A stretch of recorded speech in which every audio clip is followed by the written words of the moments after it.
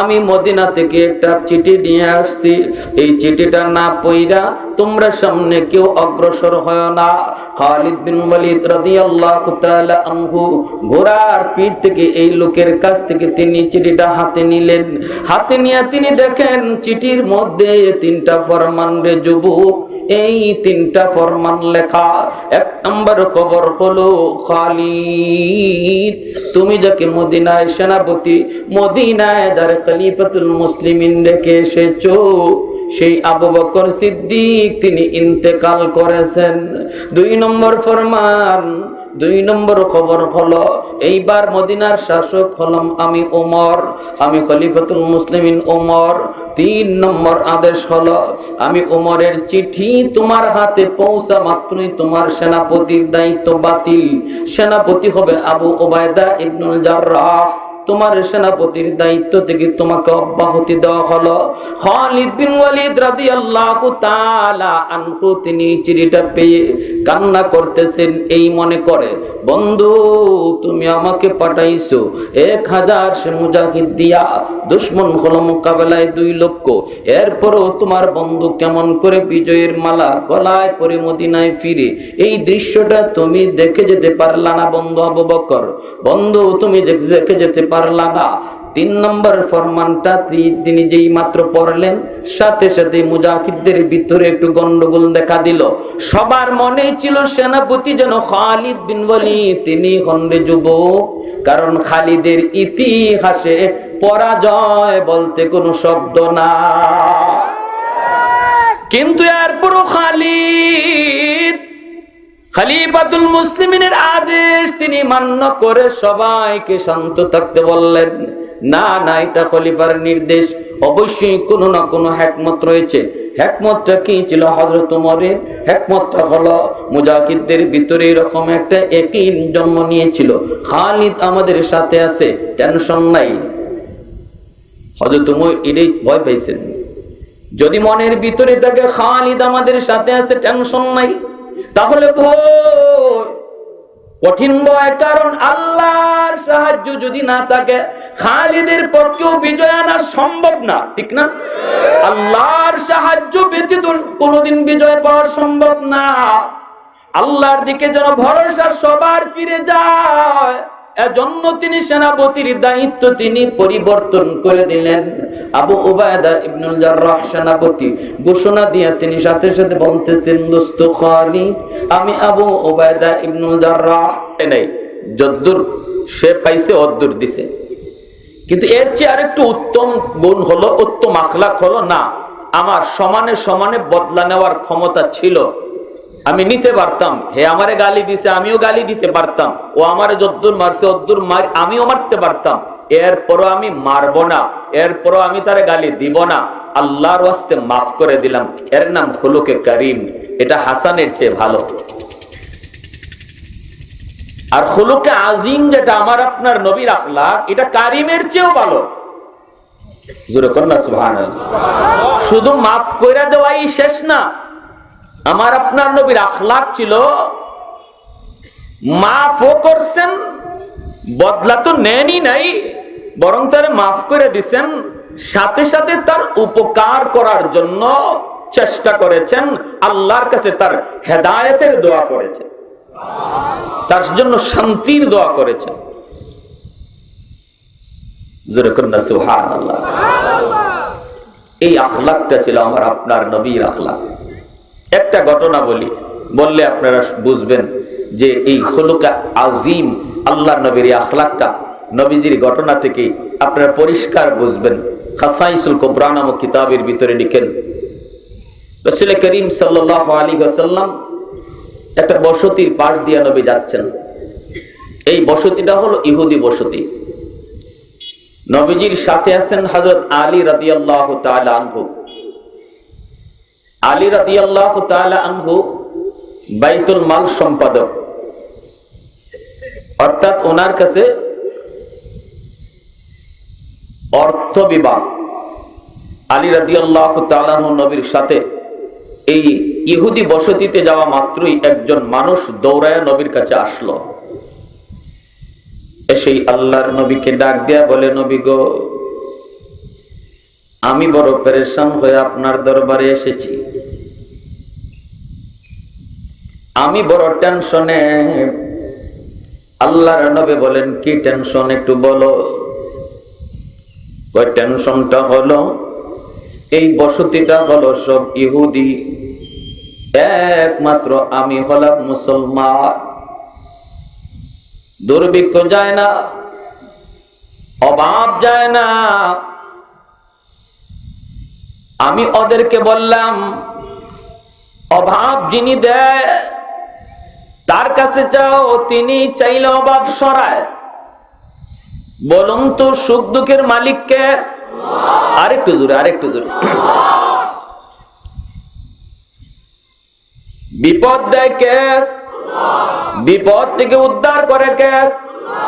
নাকি দয়াল বাবা, কিবলা বাবা, খাজা বাবা, জটাশা, ল্যাংটাশা? বিপদ থেকে উদ্ধার করার মালিক একমাত্র কে? আর একটু জোরে আওয়াজ দিয়া মুসলমান মালিকের নাম বলেন, জোরে আওয়াজ দিয়া। কে? অভাব যিনি দেয়, অভাব থেকে মুক্ত করেতে সে। মুসলমান ডাক দেয়া কই, ভাই তোরা সবাই কালেমা পড়ে মুসলমান হয়ে যা। আল্লাহ চাহে তো তোমাদের অভাব আল্লাহ দূর করে দিবে, আল্লাহ চাহে তো অভাব আল্লাহ দূর করে দিবে। এই কথা বলতেই নবী গো ওরা সবাই কালেমা পড়ে মুসলমান হয়ে গেছে, কিন্তু অভাব যায় না, অভাব যায় না, অভাব তো এখনো যায় না। ওরা আমাকে সাফ সাফ জানাই দিল, আমরা তোমার কথায় কালেমা পড়ে মুসলমান হলাম, অথচ অভাব তো যায় না, অভাব তো এখনো গেল না। আমরা কিন্তু আবার ইহুদি ধর্মে ঢুকে পড়ব, নতুবা তুমি আমাদেরকে সাহায্য করো, আমাদের ঘরে খানা নাই, আমরা বড় অভাবী, তুমি সাহায্য করো, নতুবা আমরা আবার আগের ধর্মে ঢুকে যাব। ওগো নবীজি, আমি বিপদে পড়েছি, আমি একজন গরিব মানুষ, অসহায় মানুষ, আমি নিজেই তো অভাবী, আমি ওদেরকে কেমন করে সাহায্য করব? আমি আপনার শরণাপন্ন হয়েছি গো নবী, এবার আপনি পরামর্শ দেন, এখন আমি কি করব? আমি ওদেরকে কেমন করে সাহায্য করব? আল্লাহর নবী, রহমতের নবী, মায়ার নবী হযরত আলী রাদিয়াল্লাহু তাআলা আনহুর দিকে তাকালেন। নবীজি তাকায় বলতেছেন, আলী রে, বল বল, বাইতুল মালে কিছু আসেনি ওদেরকে সাহায্য করার মতো? আলী রাদিয়াল্লাহু তাআলা আনহু তিনি বলতেছেন, নবী গো একদম খালি, দেওয়ার মতো কিছুই নাই, দেওয়ার মতো কিছুই নেই। দ্বীনের নবী, মায়ার নবী টেনশনে পড়ে গেলেন, এই এলাকার মানুষগুলিকে কিছু সাহায্য করা প্রয়োজন। আল্লাহর নবী, রহমতের নবী চিন্তায় পড়ে গেলেন।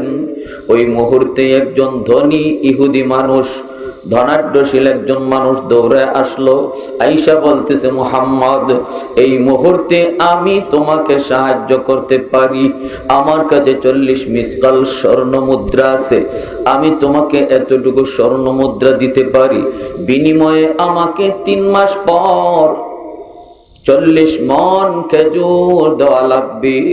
3 মাসে 90 দিন, 90 দিন পর আমাকে 40 মণ খেজুর দেওয়া লাগবে। আল্লাহর নবী তখন তার প্রস্তাবে রাজি হয়ে গেলেন। নবী বলেন, ঠিক আছে, 3 মাস পর খেজুর পাকবে, আমি তোমাকে দিতেও পারবো ইনশাআল্লাহ। এই মুহূর্তে আমার 40 মিসকাল স্বর্ণ মুদ্রার বড় প্রয়োজন, তুমি আমাকে এই মুহূর্তে স্বর্ণগুলি দাও। দ্বীনের নবী, মায়ার নবীর সাথে কথা হলো 3 মাস পর 40 মণ খেজুর মায়ার নবী দিবেন। 3 মাসে কয় দিন? জোরে কর না, জোরে কর। 90 দিন পর আল্লাহর নবী দিন যায় রাত যায়, দিন যায় রাত যায়, এখনো 90 দিন পার হয় নাই, আরো 3 দিন বাকি আছে, 3 দিন বাকি, 87 দিন পার হয়েছে। দ্বীনের নবী একদিন ওই পাড়া দিয়া হযরত ওমর ওমর ফারুক রাদিয়াল্লাহু তাআলা আনহুকে সাথে নিয়ে নবী ওই বসতি দিয়া যাইতেছেন। হঠাৎ করে ওই ইহুদি যে 40 মিসকাল স্বর্ণ মুদ্রা দিয়েছিল, 40 মণ খেজুর পাওয়ার লোভে, 40 মণ খেজুর পাওয়ার শর্তে আল্লাহর নবীকে পাইয়াই নবী রাস্তা আটকায় দিল। রাস্তা আটকায় বলতেছে, মুহাম্মদ এই মুহূর্তে আমার খেজুর দাও, এখনই আমার খেজুর দাও, মনে আসেনি আমার খেজুরের কথা। দিনের নবী, মায়ার নবী তার বারবার বুঝাইতে চান, ভাইরে এখনো 3 দিন টাইম আছে। এখনো আরো কয়দিন টাইম বাকি আছে? কয়দিন টাইম বাকি আছে? তার কথা মতোই আরো 3 দিন টাইম বাকি আছে। কিন্তু ইহুদি 3 দিন মানতে রাজি নয়, একদিনও টাইম দিতে রাজি নয়। এই মুহূর্তে খেজুর চাই, মুহূর্তে খেজুর চাই। বলুন তো তার এই চাওয়াটা ন্যায় না অন্যায়? জোরে বলেন, ন্যায় নাকি অন্যায়? আল্লাহর নবী যতই তারে বোঝান, বুঝ মানে না। এমনকি আমার দয়ার নবী, রহমতের নবীর কলারে ধরে ফেলেছে। আউযুবিল্লাহর ওয়াস্তে কর। মায়ার নবী, দয়ার নবীর জামায় ধরে ফেলেছে। বিয়াদবি করে করে রহমতের নবী সরওয়ারে দু জাহান আমার আপনার নবীর কাপড়ের ভিতরে ধরে ফেলেছে। আল্লাহ নবী, রহমতের নবী তখনও তারে বুঝান, হাতটা ছাড়ানোর চেষ্টা করেন, বারবার বুঝাইতে চেষ্টা করেন, ভাই তুমি একটু বুঝো, আরো 3 দিন টাইম বাকি আছে। পুরাপুরি আমার মনে আছে তোমার খেজুরের কথা। কয় আমি বুঝি না, 3 দিন মানি না, 2 দিন মানি না, 1 দিনও মানি না, এখনই খেজুর দেওয়া লাগবে, এখনই খেজুর দেওয়া লাগবে। আল্লাহ নবী, রহমতের নবী যতই তারে বুঝান, বুঝ মানতে সে রাজি না। অথচ মায়ার নবীর পাশেই দাঁড়ায় আছেন হযরত উমর, হযরত উমর ফারুক রাদিয়াল্লাহু তাআলা আনহু। তিনি নরম নাকি গরম? খালি গরম নাকি বেশি গরম?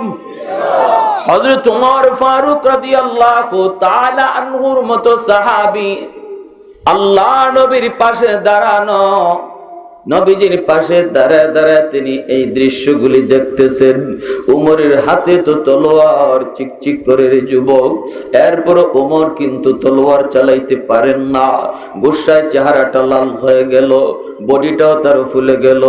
উমর তো উমর নাই, উমর তো উমরের জায়গায় নাই, এরপরও কিন্তু তলোয়ার চালাইতে পারেন না, কারণ রহমতের নবী স্বয়ং এই জায়গায় হাজির। আমার নবীর ইশারা না পাইলে ওমর কিছুই করতে পারেন না, কারণ তারা তো সত্যিকারের আশিকে রাসূল, ঠিক না? আল্লাহর নবী স্বয়ং যেখানে হাজির, ওই জায়গায় ওমর নিজের ইচ্ছায় কিছু করতে পারেন না। নবীর ইশারা লাগবে, নবীর অনুমতি লাগবে। হযরত ওমর গুসায় কাঁপতেছেন, কিন্তু এরপরও তলোয়ার চালাইতে পারেন না। শুধু নবীজির চেহারার দিকে তাকায় ওমর, আর গুসাটারে হজম করেন, হজম করেন। কত কঠিন পরীক্ষার মধ্যে পড়ে গেলেন একজন গরম মানুষ। এত গরম একজন মানুষ, তার জন্য কত কঠিন পরীক্ষা, গুসাকে হজম করা। এজন্য আল্লাহর নবী বলেন, না না, তোমাদের মধ্যে যার ক্ষমতা আছে সে কিন্তু শক্তিশালী না। শক্তিশালী হলো তোমাদের ভিতরে যার গায়ে শক্তি আছে, সেও শক্তিশালী না। শক্তিশালী হলো যে রাগকে, গুসাকে হজম করে, সেই হলো তোমাদের ভিতরে সবচেয়ে বড় বাহাদুর। নবীজি বলেন, বাহাদুর কে? যে গায়ের শক্তি দিয়া প্রতিপক্ষকে ঘায়েল করে না। আল্লাহ নবী বলেন, গুসা যে হজম করে সেই হলো প্রকৃত বাহাদুর। জোরে করে সুবহানাল্লাহ।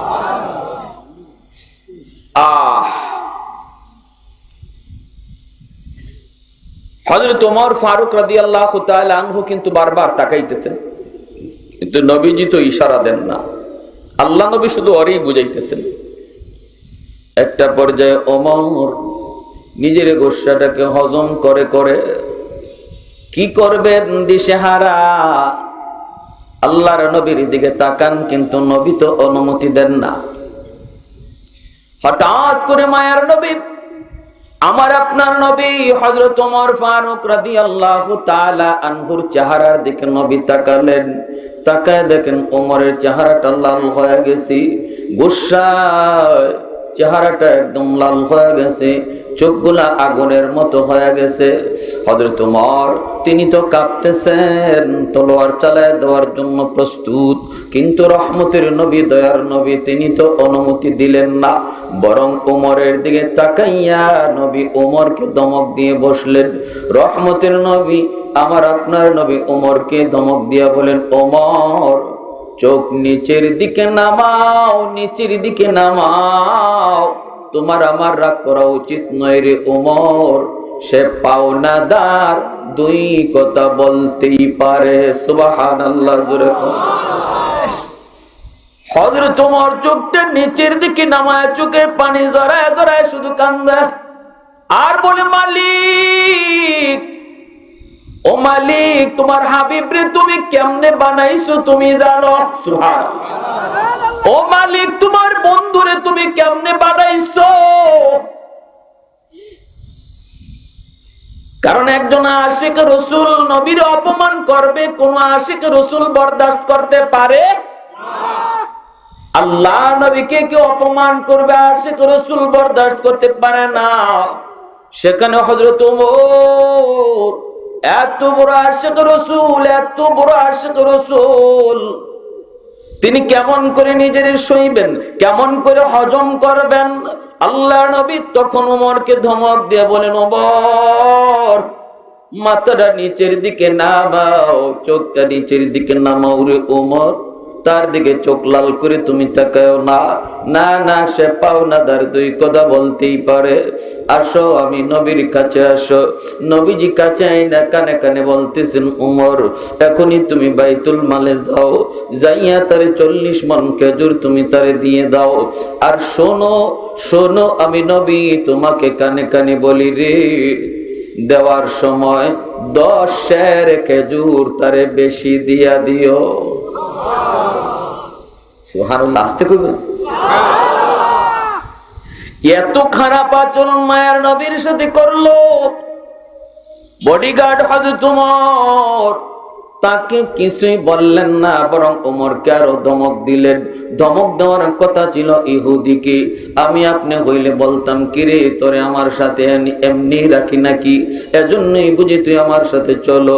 আমি অপমান হই আর তুমি তাকায় তাকায় দেখো, পরে তাড়াতাড়ি তুমি কিছু লাগাও।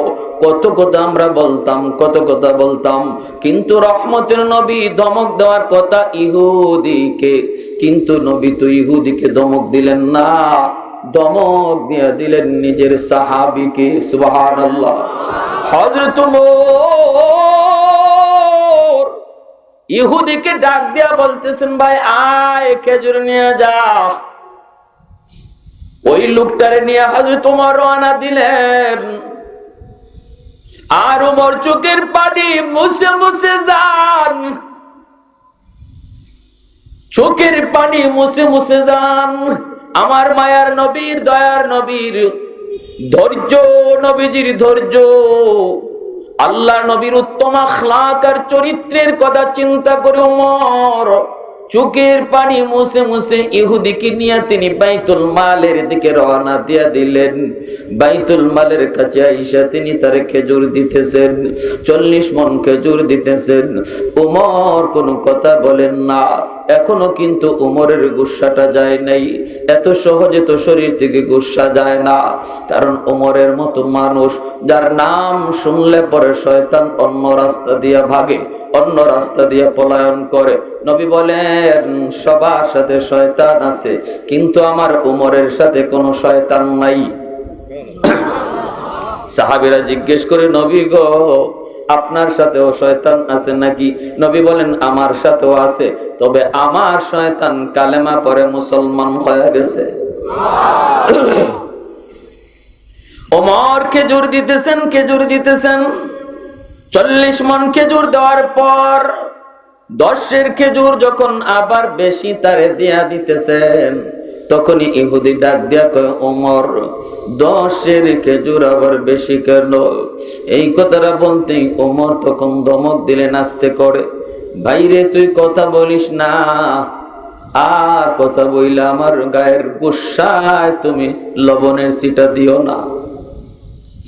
তোমারে যা দেই তুমি লইয়া যাও, কোনো কথা বাড়াও না। কয় না, আমি পাবো 40 মণ, 10 বেশি কেন নিব? হযরত ওমর ফারুক রাদিয়াল্লাহু তাআলা আনহু এই কথা শোনার পর ডাক দিয়া বলেন, তাহলে এবার একটু শোনো, শুনতে তোমার মন চায় বুঝি? বলে হ। ওমর বলেন, আমি ওমর রে তুমি ভালো করে চিনো নি, আগে এটা বলো। কয়, ভালো করে তোমাকে চিনি। আর যদি আমার নবী, রহমতের নবী ওই জায়গায় না থাকতেন, তাহলে তোমার ঠিকানা এই মুহূর্তে হয়তো মাটির নিচে। এটা তুমি জানো নি? কয়, এটাও জানি, কারণ আমি ওমর কখনো তলোয়ার খাপের ভিতরে ঢুকাই না, সর্বদা খাপের বাহিরে রাখি। যখন যেখানে প্রয়োজন যেন নগদে দেওয়া যায়, নগদে কাম যেন সারা যায়। এজন্য হযরত ওমর বলেন, আমাকে চিনোনি? কই, আপনাকেও ভালো করে চিনি। রহমতের নবী, দয়ার নবী থাকার কারণে আজ তুমি রেহাই পেয়ে গেছো, রেহাই পেয়ে গেছো। আমি ওমর তলোয়ার চালাইতে পারলাম না, অথচ তুমি তোমার নিজের বিবেকটারে একটু বলো, তুমি যেই আচরণটা করেছো, এই আচরণটা কি ঠিক না বেঠিক? এটা কি ন্যায় না অন্যায়? এবার নিজের নিজে একটু জিজ্ঞেস করো। তুমি নিজেও জানো অন্যায় আচরণ করেছো, অন্যায় করেছো, এরপরও কিন্তু আমার রহমতের নবী তোমাকে কোনো ধমক দেন নাই, এমনকি আমাকে ধমক দিয়া চোখ নিচে নামায়া দিছেন। এরপরে নবী কানে কানে যা বলেছেন তা শুনো। নবী বলেছেন, ওমর তারা 10 বেশি দিয়া দিও। আমিও প্রশ্ন করেছিলাম, নবী গো, পাবে 40 মণ, বেশি কেন দিব? রহমতের নবী তখন বলেছেন, আমি যে তোমার দিকে চোখ লাল করে তাকাইছি, এর জরিমানা হলো 10। আর একটু জোরে কন্যা সুবহানাল্লাহ। फारूक तेरा नाम से इस्लाम रहेगा, फारूक तेरा नाम से इस्लाम रहेगा, दुनिया की अदालत में तेरा नाम रहेगा, दुनिया की अदालत में तेरा नाम रहेगा, सिद्दीक तेरा नाम से इस्लाम रहेगा, दुनिया की सदाकत में तेरा नाम रहेगा, मुआविया तेरा नाम से इस्लाम रहेगा, दुनिया की सियासत में तेरा नाम रहेगा। একটু জোরে সুরে কোন আল্লাহু আকবার। সাথে সাথে ইহুদি ডাক দিয়ে বলতেছে, ওমর আমার 40 মণ খেজুরও লাগবে না, 10 খেজুরও আমার লাগবে না। আমি তো খেজুর নেওয়ার জন্য মূলত আসি নাই রে ওমর, আমি তো আসছিলাম একটা পরীক্ষা করার জন্য। কারণ আমি তাওরাত কিতাবের একজন পণ্ডিত, তাওরাত কিতাবের ভিতরে পেয়েছি আখিরি জমানার নবী যিনি হবেন, তার আখলাক হবে খুলুকে আজিম। তার সাথে খারাপ আচরণ করলো ইনি খারাপ দিয়ে জবাব দিবেন না, ইনি সর্বদা উত্তম আচরণ দিয়ে জবাব দিবেন। আমি সবগুলি আলামত মুহাম্মাদুর রাসূলুল্লাহর কাছে পেয়েছি, একটা আলামত পাওয়া এখনো আমার বাকি ছিল। ইচ্ছা করে আমি নবীর সাথে খারাপ আচরণ করেছি, ওই আলামতটা এখন আমার পাওয়া হয়ে গেছে ওমর। অতএব আমি আর দেরি করতে চাই না, তাড়াতাড়ি কালেমা পড়ায় আর নবীর দরবারে নিয়ে যা। আর একটু জোরে সুবহানাল্লাহ। এত সুন্দর, এত সুন্দর আচরণ আমার আপনার নবীর আচরণ। আলী রাদিয়াল্লাহু তাআলা আনহু মসজিদে নববীতে নামাজ পড়ার জন্য বের হয়েছেন। আমি শুধু কয়েকটা ঘটনা বলবো যে ইহুদিদের সাথে মুসলমানের আচরণ কত সুন্দর, আর বর্তমানে ইহুদিরা মুসলমানদের সাথে কত নিষ্ঠুর আচরণ করছে। ঠিক কিনা জোরে কর। হযরত আলী ঘর থেকে বের হয়েছেন, মসজিদে নববীতে নামাজ পড়বেন, ইমামতি করতেছেন আমার আপনার নবী, রহমতের নবী। নবীর পিছনে নামাজ পড়ার জন্য আলী তিনি ঘর থেকে বের হয়েছেন। কিন্তু ঘর থেকে বের হয়ে একটা গলি পার হতে হয়। গলিটা বড় চিকন, বড় চিকন। ওই চিকন গলিটা দিয়ে যদি একজন মানুষ যাতায়াত করে, আরেকজন মানুষ পাস হতে পারে না। আলী রাদিয়াল্লাহু তাআলা আনহু ঘর থেকে বের হয়েছেন নবীর সাথে নামাজে শরীক হওয়ার জন্য।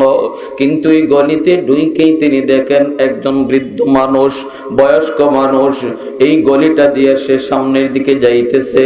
আলী রাদিয়াল্লাহু তাআলা আনহু এবার চিন্তায় পড়ে গেলেন, আমি যদি মায়ের নবীকে নামাজে যায় ধরতে হয়, অথবা প্রথম রাকাতেই যদি আমাকে শরীক হতে হয়, চাপ দেওয়া ছাড়া আমি নামাজে যায় প্রথম রাকাত এক রাকাত বা আমার এক রাকাত ছুটে যাবে।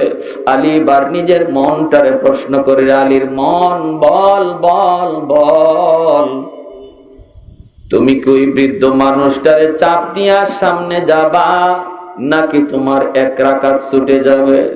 আলীর মন জবাব দেয়, না রে আলী না, বৃদ্ধ মানুষ আল্লাহর কাছে বড় দামি। সাদা দাড়ি সাদা চুল মানুষগুলি আল্লাহর কাছে বড় দামি। না না, আল্লাহ যারে সম্মান দেয় তুমিও তারে সম্মান দাও। আলী রাদিয়াল্লাহু তাআলা আনহু এই চিন্তা করে তার পিছনে পিছনে আস্তে আস্তে হাঁটতে লাগলেন। তারে বলেন না, চাচা আমার একটু সাইড দেন, এই কথা বলতেছেন না। আল্লাহ যার সম্মান দেয়, আলী কয় আমিও তার সম্মান দিব। শুধু বয়স হওয়ার কারণে, বয়স্ক হওয়ার কারণে, চুলদারি সাদা হওয়ার কারণে আলী পিছনে পিছনে যাইতেছেন, কিন্তু লোকটার চেহারা তিনি দেখেন না, লোকটা কে তাও তিনি চেনেন না, লোকটার পরিচয় আলী জানেন না। পিছনে পিছনে হাঁটতেছেন, এইদিকে হযরত আলী পিছনে পিছনে যায়, আর আমার আপনার নবী মসজিদে নববীতে নামাজে দাঁড়ায় গেলেন। আল্লাহ নবী রুকুতেও চলে গেলেন।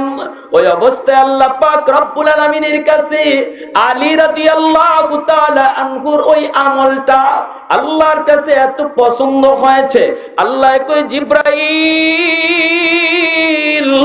আমার বন্ধুর কাছে যাও, যা বলো যেন রুকু লম্বা করে, আমার আলী নামাজে শরীক না হওয়া পর্যন্ত যেন রুকু লম্বা হয়। দ্বীনের নবী, মায়ার নবী রুকুতে জিবরাইলে আমিন আইসা হাজির, জিবরাইল আমিন আইসা হাজির। মায়ার নবীকে রুকুতে সালাম দেয়া কয়, নবী গো আপনি রুকু থেকে মাথা উঠাবেন না, মাথা উঠাবেন না গো নবী। আল্লাহর নবী বলে কেন? কয় আপনার আলী এখনো নামাজে শরীক হতে পারে না। আল্লাহর নবী রহমতের নবী রুকু লম্বা করতে শুরু করলেন, সাহাবায়ে কেরাম তারাও রুকু লম্বা করতে শুরু করলেন। কিন্তু নবী জানেন না কেন আজকে আলী নামাজে আসতে দেরি করলো, কিন্তু এটা আল্লাহর নবী বুঝছেন। আলী অবশ্যই কোনো না কোনো একটা এমন কাজে দেরি হয়েছে যেই কাজের উপরে আল্লাহ খুশি হয়ে গেছে। এজন্য আমি নবীর আল্লাহ কই না, বন্ধু মাথা তুইল না, তোমার আলী শরীক না হওয়া পর্যন্ত মাথা উঠায়ও না। জিবরাইল আমিন নবীর পাশে দাঁড়ানো, আলী নামাজে শরীক হয়েছেন, নবীকে রুকুতে পাইছেন। আলীও মনে মনে চিন্তায়, হায় হায় আমি তো ভাবছি রুকু পাইমু না, হায় আমি তো পায়া গেছি, আমার তো এক রাকাত ছুটে নাই। আলী তো রুকু পায়া গেছেন। এইবার জিবরাইল কয়, নবী গো এবার আপনি মাথা উঠান, মাথা উঠান, আপনার আলী নামাজে শরীক হয়ে গেছে। দিনের নবী, মায়ের নবী নামাজ শেষ হলে পরে নবী মিম্বরে বসে আলীকে ডাক দিলেন, আলী সামনের দিকে আগাও। আলী সামনে আগায় আসলেন। নবী তখন বলতেছেন, আলী কেন আজকে নামাজে আসতে তুমি দেরি করলা, জামাতে আসতে তোমার কেন দেরি হলো? আলী রাদিয়াল্লাহু তাআলা আনহু বলেন, কই গো নবী, আমার তো বেশি দেরি হয় নাই, আমি তো আপনাকে রুকুতে পাইছি। আল্লাহর নবী কই রুকু কেমনে পাইছো, এই খবর তো তোমার নাই। এই খবর আছে? এই খবর তো তোমার নাই রে আলী, কেমনে রুকু পাইছো? আমি রুকুতে ছিলাম, জিব্রাইল আমারে কই রুকু লম্বা করার জন্য।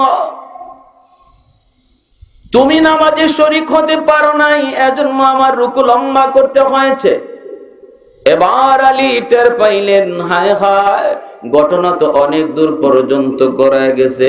আলী রাদিয়াল্লাহু তাআলা আনহু তখন বলতেছেন, নবী গো, আমি তো যথাসময় বের হয়েছিলাম আপনার সাথে নামাজে শরীক হওয়ার জন্য, কিন্তু চিকন একটা গলি, ওই গলিতে আসার পর একজন বৃদ্ধ মানুষ আমার রাস্তাটা আটকায় দিল। আমি তার পিছনে পিছনে হাঁটলাম, এরপরে আমি আপনার কাছে আসতে দেরি হলো। আমার মন বলতেছে, আলী না না, বৃদ্ধ মানুষকে আল্লাহ সম্মান করে, তুমিও সম্মান করো, এজন্য নবী গো আসতে দেরি হয়ে গেল। আল্লাহর নবী রহমতের নবী তখন বলতেছেন, আলী রে, ওই মানুষটার চেহারা তুমি দেখছো নি? আলী বলে, নবী গো, গলি পার হওয়ার পর আমি তাকায় দেখি মানুষটা মুসলমান নয়, সে একজন বৃদ্ধ ইহুদি। একজন ইহুদি, বৃদ্ধ একজন ইহুদিকে সম্মান করাটা কই ইসলাম এতটা ভালো মনে করে? ইসলামের আদর্শ, নবীর আদর্শ, আমার আপনার ধর্মের আদর্শ দেখেন। সে যদি অমুসলিম হয় তবু বৃদ্ধ হওয়ার কারণে সম্মান দেখাইতে আল্লাহ পাক এতটা খুশি, মায়ার নবীর রুকুতে লম্বা করায় দিছে। যেরকম সুবহানাল্লাহ। তাহলে ইসলাম কোনদিন সাম্প্রদায়িক ধর্ম নয়, ইসলাম হলো অসাম্প্রদায়িক ধর্ম। ইসলাম সকল ধর্মের মানুষকেই তাদের ধর্মীয় স্বাধীনতা দেয়, ইসলাম সকল ধর্মের মানুষকেই সম্মান করে, ঠিক কিনা? আরেকটু জোরে বলেন, ঠিক কিনা? সকল ধর্মের মানুষকে ইসলাম সম্মান করে, এটা ইসলামের আদর্শ। এজন্যই তো হামাসের হাতে বন্দী, হামাসের হাতে যারা বন্দী, পত্রিকা ওই দিনও পড়লাম, সোশ্যাল মিডিয়ায় দেখলাম, ওই যে ফিলিস্তিনের মুজাহিদ হামাসের হাতে যারা বন্দী আছে, এদের মধ্যে অনেকেই হামাসের সুন্দর ব্যবহার দেখা কালেমা পড়ে মুসলমান হতে চায়। আল্লাহু আকবার, জোরে কোন। ছোট ছোট বাচ্চাগুলি তাদের হাতে বন্দী, এই ছোট ছোট বাচ্চাগুলির তারা আদর করে, মায়া করে, না না বিন্দু পরিমাণ কষ্ট দেয় না। কাউকে খেলনা দিয়া রাখছে, কাউরে এরকম ললিপপ খাওয়াইতেছে, কাউরে জুস খাওয়াইতেছে। বাচ্চাগুলি বুঝেই না তারা যে দুশমনের হাতে বন্দী। কিন্তু আজকে আমার আপনার মুসলমান, ফিলিস্তিনের মুসলমান শিশু বাচ্চাগুলি প্রতিনিয়ত তাদের লাশ ঝরছে, হাসপাতালে বম্বিং হচ্ছে। একটা হাসপাতাল হলো মানুষ মনে করে নিরাপদের জায়গা, এই হাসপাতালটা পর্যন্ত ইহুদি বর্বর, ইহুদি জাতিদের আক্রমণ থেকে রেহাই পায় না। মুসলমানের মসজিদ রেহাই পায় না, মাদ্রাসা রেহাই পায় না, স্কুল রেহাই পায় না, হাসপাতাল একের পর এক উড়াইয়া দিচ্ছে। বলুন, এটা মানুষের কাম নাকি জানোয়ারের কাম? জানোয়ারও না, এর চেয়ে নিকৃষ্ট, ঠিক কিনা? আর একটু জোরে ঠিক কিনা? এজন্য আমার ভাইরা ভালো করে ইয়াদ রাখো, যুবক, সময়টা বড় খারাপ। আমাদের এখনই সজাগ হওয়ার টাইম, আর ঘুমায় থাকার টাইম নাই। এখনই সজাগ হওয়ার টাইম। যে কোনো মুহূর্তে বাংলাদেশের উপরও ইহুদিদের নজর পড়তে পারে। দুশমনের শকুনের নজর আমার আপনার দেশের উপরও আসেনি না নাই? আর একটু জোরে কও, আসেনি না নাই?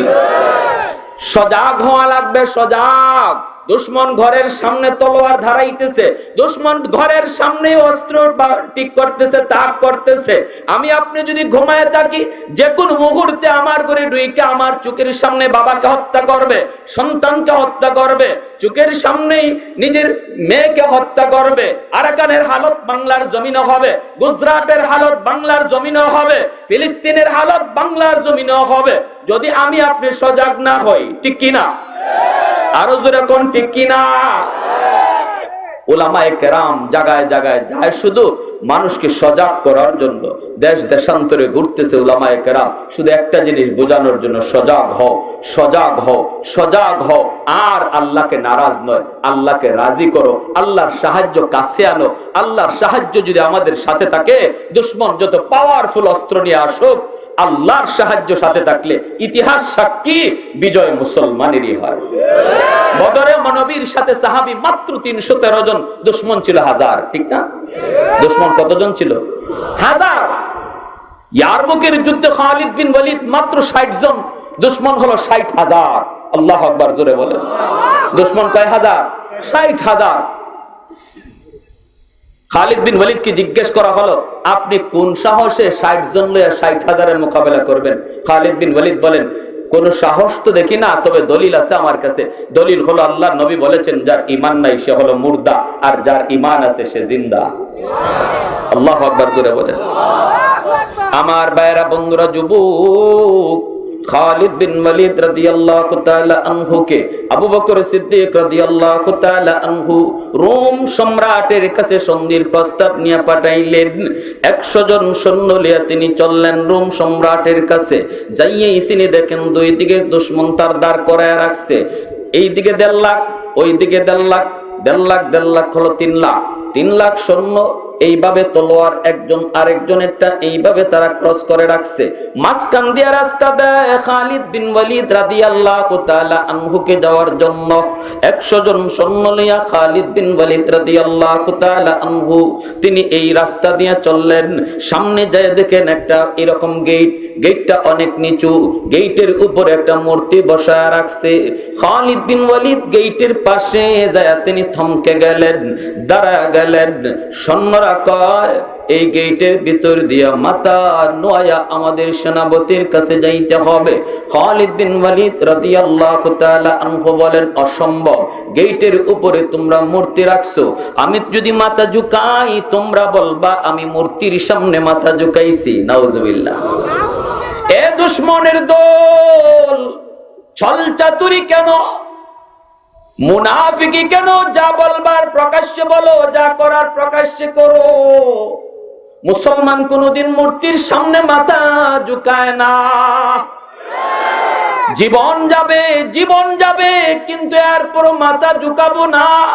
তোমরা কি ওই গেট ভাঙবা নাকি আমি খালিদ নিজে ওই গেট ভাঙবো? আল্লাহু আকবার। তোমরা কি গেট ভাঙবা নাকি আমি খালিদ গেট ভাঙবো? হট্টগোল শুরু হয়ে গেল। রোম সম্রাটের কাছে আওয়াজ। সম্রাট কই, কি ব্যাপার, বাকিরে হট্টগোল কেন? কয়, মুসলমানে হট্টগোল বাজায় দিছে। কেন? কই, ওরা এই গেট দিয়ে ঢুকবে না। কারণ হলো গেটের উপরে মূর্তি, মুসলমান মূর্তির সামনে মাথা ঝুঁকায় না। রোম সম্রাট কই, তাহলে কি করতে হবে? কয়, তাদের সেনাপতির নাম খালিদ। খালিদ বলেছে, আমরা এই গেট ভাঙবো নাকি ওরা ভাঙবে?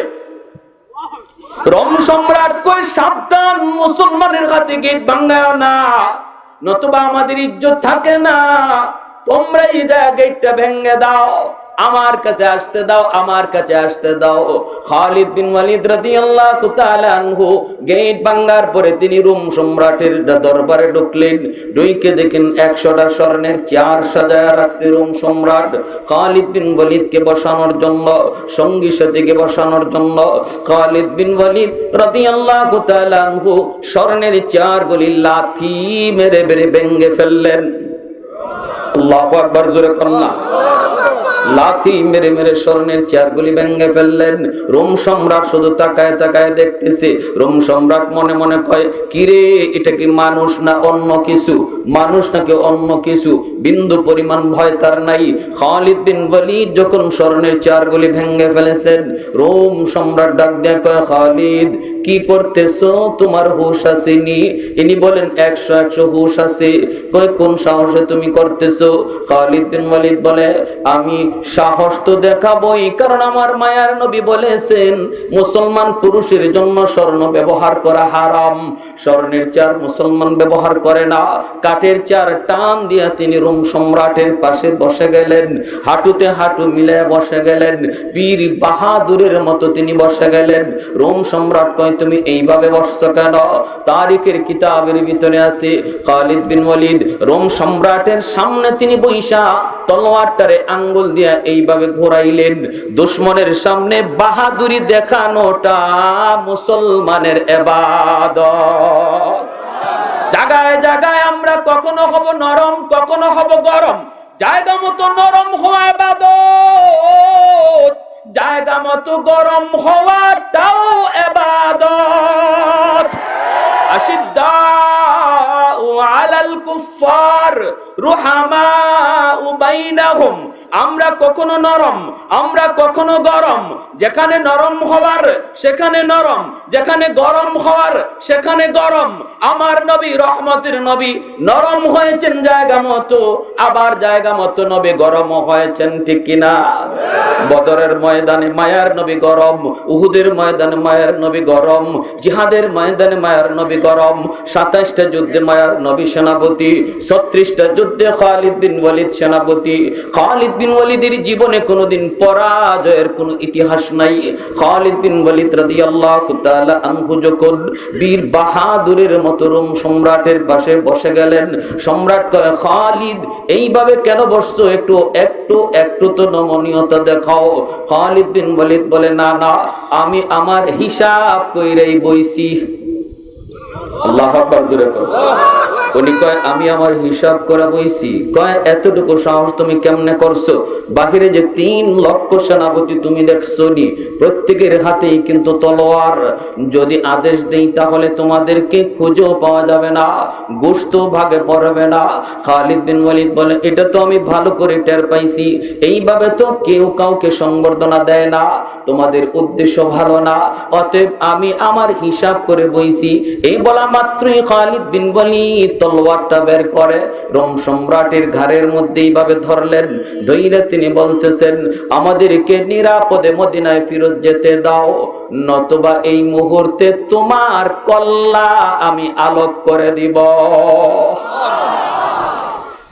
রোম সম্রাট ডাক দেয়া কই, তোমাদের যার যার অস্ত্র হাত থেকে ফালায়া দাও, আমি যদি না বাঁচি তোমাদের তাইক্কা লাভ কি? সবগুলি অস্ত্র হাত থেকে ফালায়া দেয়।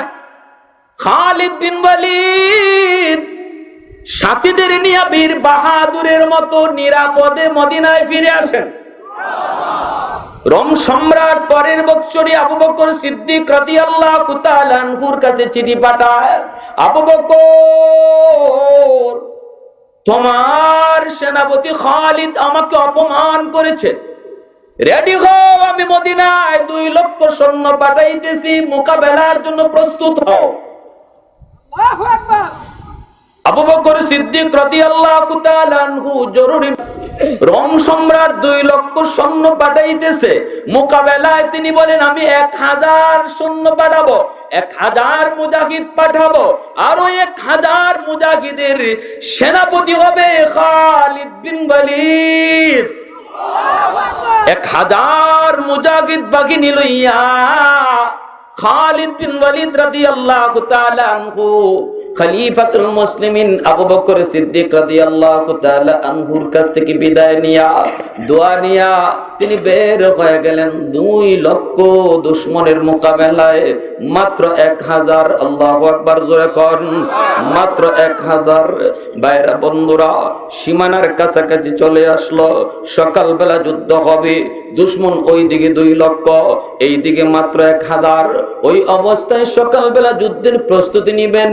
ফজরের নামাজ পড়া খালিদ বিন ওয়ালিদ বলতেছে, আমার ভাইরা, আমরা সংখ্যায় বড় নগণ্য, কিন্তু মনে রাখবা, মুসলমান অস্ত্র বলে যুদ্ধ করে না, মুসলমান সৈন্য বলের উপরেও যুদ্ধ করে না, মুসলমান যুদ্ধ করে আল্লাহর গায়বী সাহায্যের উপর। আমি স্বপ্ন যুগে দেখেছি, মায়ার নবী আমাকে বলেছেন, খালিদ ভয় পেও না, দুশমন 2 লক্ষ আসলেও সবাই ময়দানে আসবে না, আর আমি নবী তোমাকে সুসংবাদ দিলাম, এই যুদ্ধে তোমাদের বিজয় হবে। আর একটু জোরে কোন সুবহানাল্লাহ। পশ্চিমাদের চোখ পড়েছে কাবাগরের প্রান্তরে, ব্রিটিশ দালাল দল বেঁধেছে ধ্বংস করতে চায় কারে। পশ্চিমাদের চোখ পড়েছে কাবাগরের প্রান্তরে, ব্রিটিশ দালাল দল বেঁধেছে ধ্বংস করতে চায় কারে। আল্লাহ পাকের ঘর, তোর সাহস থাকলে ধর। আর একটু আওয়াজ দেয়া ঠিক কিনা? আল্লাহ পাকের ঘর, তোর সাহস থাকলে ধর। 2 জাহানের মালিক যিনি, পবিত্র কাবার ওই আরবের দিন বাঁচাতে সত্য ন্যায়ের মুক্তি চাই, মুহাম্মাদের বাহিনী আজ আসলে তোদের রক্ষা নাই। ওই আরবের দিন বাঁচাতে সত্য ন্যায়ের মুক্তি চাই, মুহাম্মাদের বাহিনী আজ আসলে তোদের রক্ষা নাই। মুহাম্মাদুর রাসূলুল্লাহর বাহিনী আসেনি, হাত উঠে বলো আসেনি। একটু দাঁড়াও, জেগে উঠো হে মুসলমান, আর কতদিন দিন ইসলামের সইবে অপমান। রক্ত দিয়ে পবিত্র ওই মক্কা মদিনা, সেই জমিনে ইহুদিরা চলতে পারে না। ঠিক কিনা, ঠিক কিনা জোরে কন।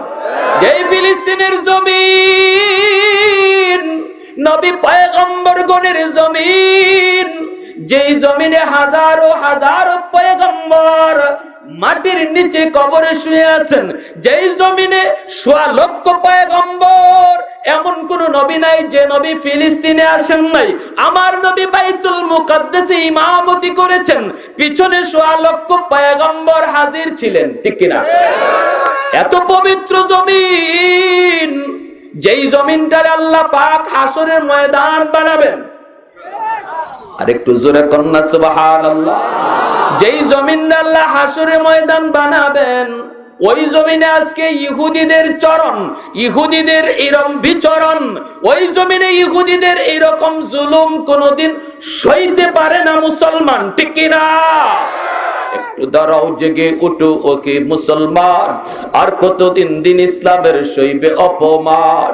রক্ত দিয়ে পবিত্র ওই মক্কা মদিনা, সেই জমিনে ইহুদিরা চলতে পারে না।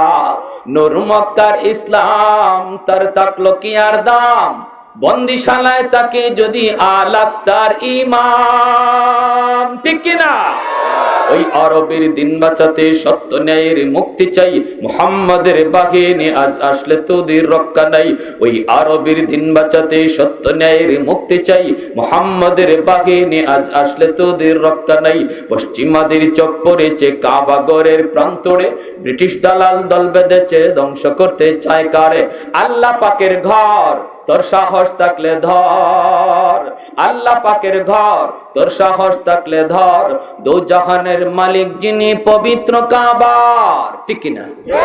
আল্লাহর ঘর ভাঙতে আইছিল আবাবিল, পারছেনি? আব্রাহা আইছিল। কে আইছিল? আল্লাহ আব্রাহার বাহিনীরে ধ্বংস করছে ফেরেশতা দিয়া না ছোট ছোট বাকি দিয়া। আমরা কোরআনের আবাবিল নাম শুনেছি, কিন্তু চোখে দেখি নাই। কিন্তু বর্তমানে আমরা হামাসের আবাবিল দেখেছি। ঠিক কিনা? প্যারাশুটের মাধ্যমে আমাদের বীররা যেইভাবে ইহুদিদের কানায় কানায় ঢুকে পড়েছে, ঘরে ঘরে ঢুকে পড়েছে, ইহুদিদের সেনাবাহিনীর ক্যান্টনমেন্টে ঢুকে পড়েছে, মিনিস্টারের মেয়েকে পর্যন্ত গ্রেফতার করে নিয়ে আসছে। স্পেশাল ফোর্স যেখানে তার চতুর্দিকে পাহারা ছিল, কিছুই টের পায় নাই, মুসার টের পায় নাই, কোন প্রযুক্তি তাদের কাজে আসে নাই। আসবে কেমন করে? কারণ এরা তো আল্লাহর পাঠানো বাহিনী। আওয়াজ দিয়া বলেন ঠিক কিনা? আল্লাহ পাক বলেন, বাসনা আলাইকুম ইবাদাল্লানা উলি বাসিন শাদীদ ফাজাসু খিলালাদ দিয়ার। তোমাদের জুলুম যখন চূড়ান্ত পর্যায়ে পৌঁছবে, আমি আল্লাহ আমার বাহিনী পাঠাবো, এমন শক্তিশালী বাহিনী পাঠাবো, এরা এমন মজবুত হবে, তোমাদের ঘরে ঘরে ঢুকবে, তোমাদের অফিসে অফিসে ঢুকবে, তোমরা দেখবে না তোমাদের মাঝে আর তাদের মাঝে আমি আল্লাহ কুদরতি পর্দা ঢেলে দিব। আওয়াজ দিয়া বলেন ঠিক কিনা? প্যারে হাজিরিন, এজন্য বলি সময় এসে গেছে। আমরা ধৈর্য ধরেছি। ফিলিস্তিনে মুসলমান ৭০ বছর ৮০ বছর সবর করেছে। আল্লাহ পাক এইবার তাদের সাহায্য নাজিল করেছে। সাহায্য এসে গেছে। প্রয়োজন শুধু আর একটু চোখের পানি ঝরায়া আল্লাহর কাছে কান্নাকাটি করার। খালিদ বিন ওয়ালিদ রাদিয়াল্লাহু তাআলা আনহু বলেন, মুসলমান ভয় নাই, কোনো টেনশন নাই, সামনের দিকে যেও না। আমি মদিনা থেকে একটা চিঠি নিয়ে আসছি, এই চিঠিটা না পইরা তোমরা সামনে কেউ অগ্রসর হয় না। খালিদ বিন ওয়ালিদ রাদিয়াল্লাহু তাআলা আনহু ঘোড়ার পিঠ থেকে এই লোকের কাছ থেকে তিনি চিঠিটা হাতে নিলেন। হাতে নিয়ে তিনি দেখেন চিঠির মধ্যে ৩টা ফরমান। রে যুবক, এই ৩টা ফরমান লেখা। ১ নম্বর খবর হলো, খালিদ, তুমি যাকে মদিনায় সেনাপতি, মদিনায় যার খলিফাতুল মুসলিমিন রেখে এসেছো, সেই আবু বকর সিদ্দিক তিনি ইন্তেকাল করেছেন। ২ নম্বর ফরমান, 2 নম্বর খবর হলো এইবার মদিনার শাসক হলাম আমি ওমর, আমি খলিফাতুল মুসলিমিন ওমর। 3 নম্বর আদেশ হলো আমি ওমরের চিঠি তোমার হাতে পৌঁছা মাত্রই তোমার সেনাপতির দায়িত্ব বাতিল। সেনাপতি হবে আবু ওবায়দা ইবনুল জাররাহ। তোমার সেনাপতির দায়িত্ব থেকে তোমাকে অব্যাহতি দেওয়া হলো। খালিদ বিন ওয়ালিদ রাদিয়াল্লাহু তাআলা আনহু তিনি চিঠিটা পেয়ে কান্না করতেছেন, এই মনে করে বন্ধু তুমি আমাকে পাঠাইছো 1000 মুজাহিদ দিয়া, দুশমন হলো মোকাবেলায় 2 লক্ষ। এরপরও তোমার বন্ধু কেমন করে বিজয়ের মালা গলায় পরে মদিনায় ফিরে, এই দৃশ্যটা তুমি দেখে যেতে পারলা না বন্ধু আবু বকর? বন্ধু তুমি দেখে যেতে পারলা না? 3 নম্বর ফরমানটা তিনি যেই মাত্র পড়লেন, সাথে সাথে মুজাহিদদের ভিতরে একটু গন্ডগোল দেখা দিল। সবার মনে ছিল সেনাপতি যেন খালিদ বিন ওয়ালিদ, তিনি হন্ডে যুবক। কারণ খালিদের ইতিহাসে পরাজয় বলতে কোনো শব্দ না।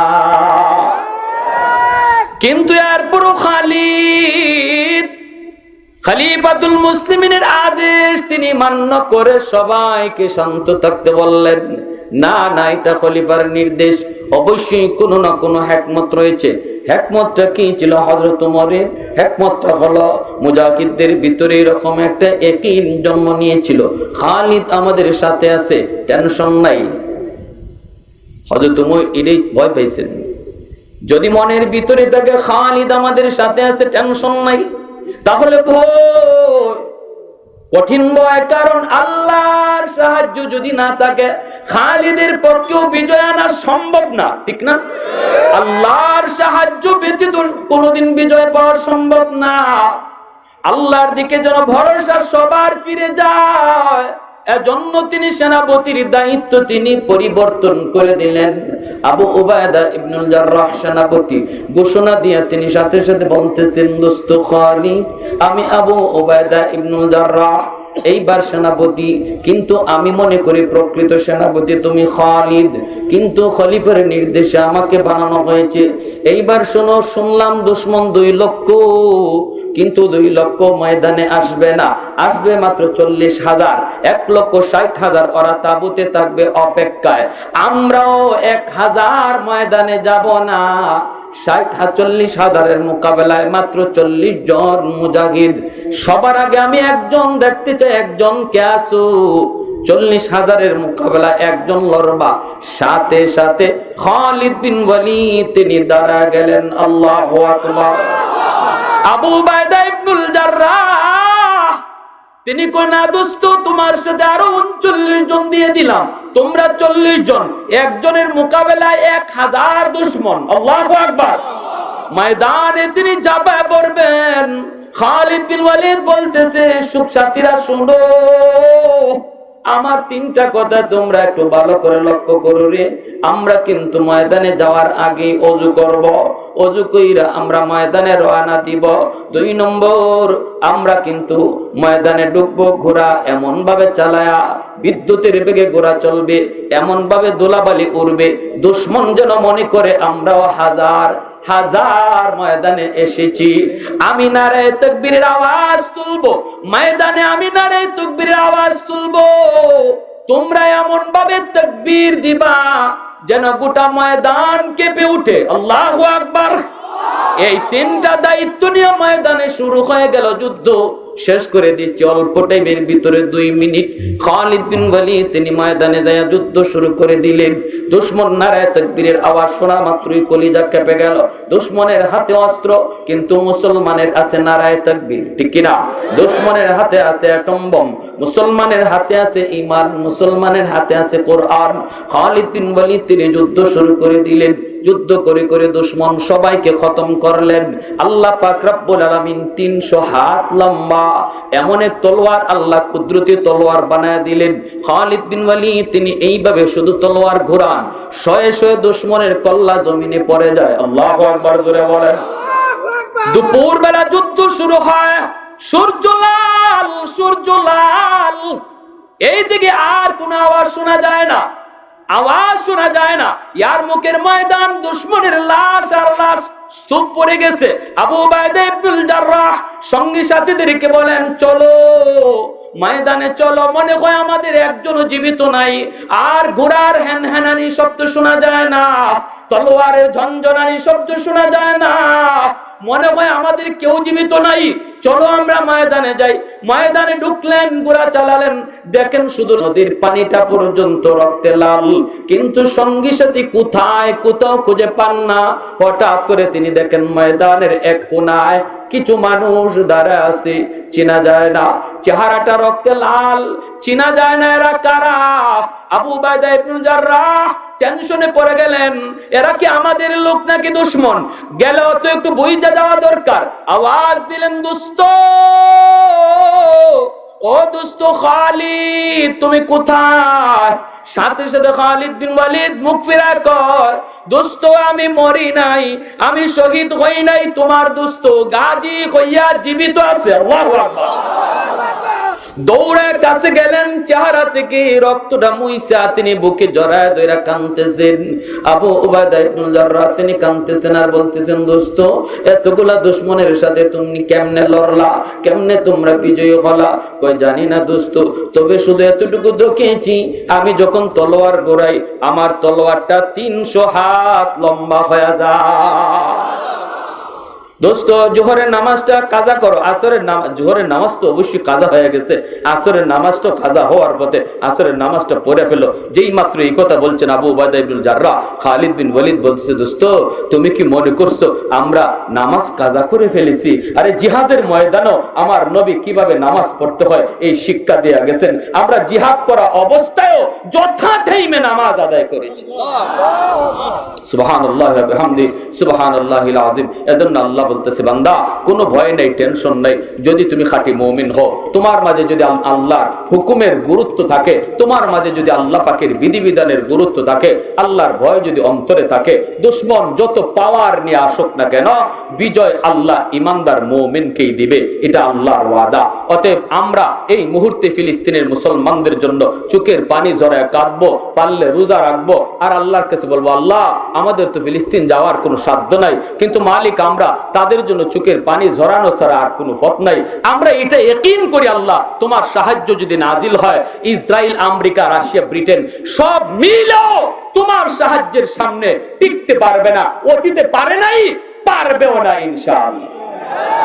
অতএব আমরা তাদের জন্য প্রতি নামাজে একটু দোয়া করতে কারা কারা রাজি আছেন একটু দেখান আল্লাহর কাছে। আর মহিলাদের কাছে আমরা একটু বলবো, মা বোনেরা যেন একটু রোজা রাখে ফিলিস্তিনের মুসলমানদের বিজয়ের লক্ষ্যে। আর আমরাও যারা পারি আমরা যেন একটু রোজা রাখি, নফল রোজা যেন রাখি, আল্লাহ যেন তাদেরকে বিজয় দান করে। আমার ভাইরা বন্ধুরা, শেষ দিয়ে দিচ্ছি, প্রধান মেহমান এসে হাজির। বাকি আপনাদের কাছে একটু অনুরোধ রাখবো, মুসাফির হিসাবে আপনারা দেখতেছেন বহুত বড় এক মজলিস, বহুত বড় এক মজমা। যুবকরা যদি আজকে মাহফিলমুখী না হয়, ওরা যদি মাহফিলমুখী না হয়, তাহলে একদিকে না একদিকে দৌড় দিবেই, গানের আয়োজনের দিকে দৌড় দিবে, ঠিক না? যুবক তার যৌবনের চাহিদা হলো দৌড়।